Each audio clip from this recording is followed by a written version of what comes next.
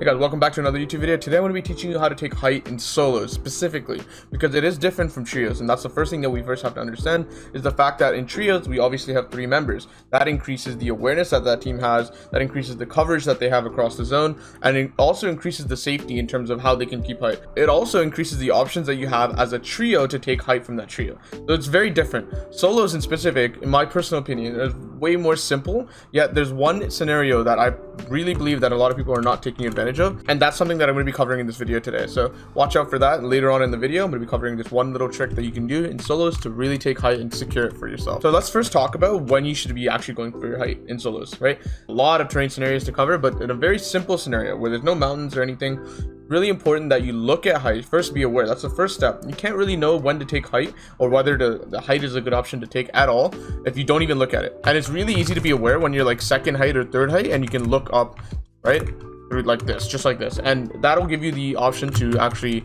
get that information and then find out, okay, is height worth taking it?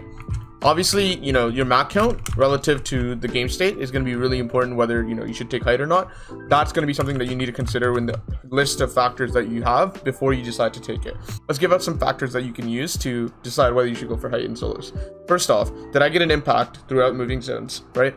If you did, then most likely, and especially if it's a significant one which got you like 500 mats, 600 mats, 700 mats, that's going to be a really good time to actually think about going for height, because then you know for a fact that you have way more mats than the average guy on height, right? So that's first off, like, how well are you on your mat count relative to the game state?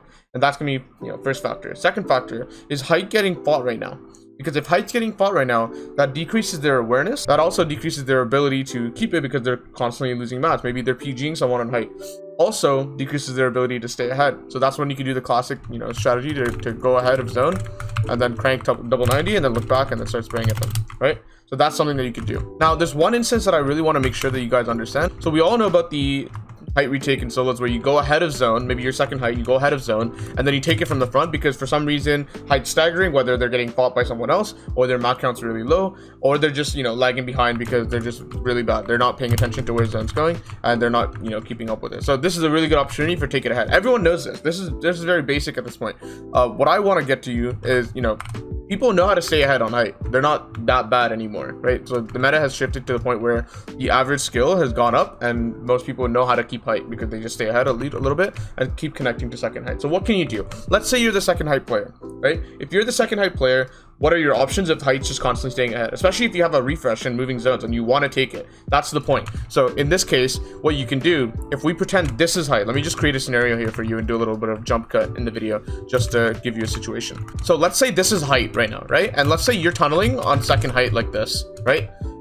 First off, one thing to really understand is if you're directly under height like this and zone's going this way, it's really nice that you're directly under because it immediately decreases the awareness of the height player itself, right? So that they don't actually know what you're about to do because they don't even see you there, right? Their builds are blocking their line of sight of you. So it's really good to line up right underneath height if you're going to do this strategy. If you're back here and you're going for height, it's very clear for the height player to see you, right? Especially if, you know, if you're tunneling like this and then you suddenly start cranking, he immediately knows what you're trying to do. You're in his line of sight.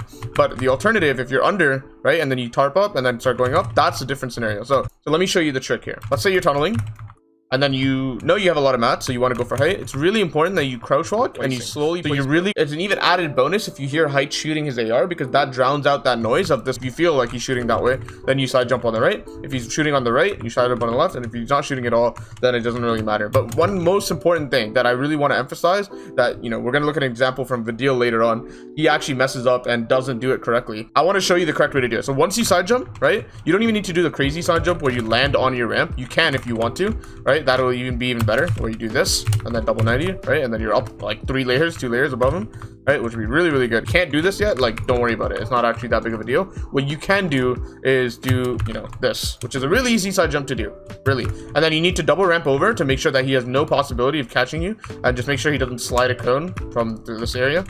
So immediately your priority is not to actually kill him, right? Maybe you can go for an edit from up here once you're above him, but really make sure you're getting up. That's the key, right? Your goal when you're going for this play is not to kill him. Primary goal is to get height, and as a secondary goal, if you actually manage to kill him, that'll be an additional refresh and an additional kill point. Sure, but you have to remember, don't tunnel on the kill. It's really important you go for height, because the height is what's going to secure that win for you, which is way more points. Height is way more points than that kill, okay? So first understand that, like, really secure height. Focus on this first, right? And then once you're up here, then focus on the kill. We're actually gonna look at the example. The example shows the strategy that I've showed, which is to crouch walk up to height, underneath height, and then side jump to take it. Also shows the wrong way to do it, because Vidil actually doesn't take height in this example. So let me show it to you here. This is a really nice play right here if you watch this. So he's crouch walks up to height, try to not give away the fact that he's going for it. And then at the very end of that ramp, he side jumps to take height, right? And he should have it. Love that, those cones right there. Are you kidding me? If he didn't go for the kill right here, I don't like this play at all. I think if he didn't go for the kill at this point and just went for height, he has it 100%, right? But then now he has to drop because the other guy has height.